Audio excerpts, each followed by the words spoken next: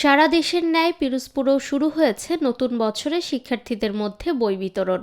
১ জানুয়ারি বৃহস্পতিবার সকাল থেকে পিরোজপুর জেলার প্রাথমিক ও মাধ্যমিক বিদ্যালয়গুলোতে শুরু হয়েছে বই বিতরণ। বই বিতরণকালে শিক্ষার্থীদের মাঝে ব্যাপক আনন্দ উল্লাস লক্ষ্য করা যায়। জেলা প্রাথমিক ও মাধ্যমিক শিক্ষা অধিদপ্তরের তথ্য মতে প্রাথমিক শিক্ষার ৯৮৯ প্রতিষ্ঠানের ১,১০,০০০ শিক্ষার্থীদের মধ্যে এবং মাধ্যমিক দাখিল, ইবতেদায়ী ও ভোকেশনালে ১,৩৯,০০০ শিক্ষার্থীদের মধ্যে নতুন বই বিতরণ করা হয়েছে। যেহেতু নতুন বছর আমাদের নতুন বই দিয়েছি, আমরা অষ্টম শ্রেণী থেকে নবম শ্রেণীতে উঠেছি।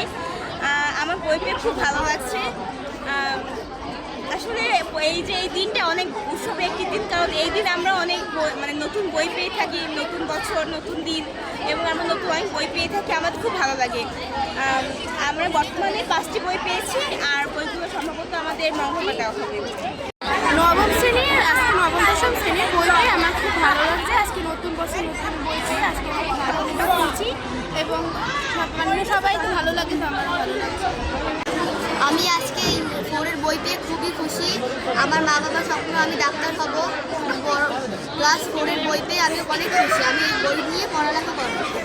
নতুন বই হাতে পেয়ে উৎসবমুখর পরিবেশে শিক্ষার্থীদের মুখে ফুটে উঠেছে উচ্ছ্বাস, যা দেশের শিক্ষা ব্যবস্থার অগ্রযাত্রাকে আরও গতিশীল করবে বলে আশা সংশ্লিষ্টদের। নিরপেক্ষ, সত্য প্রকাশে আপোষহীন।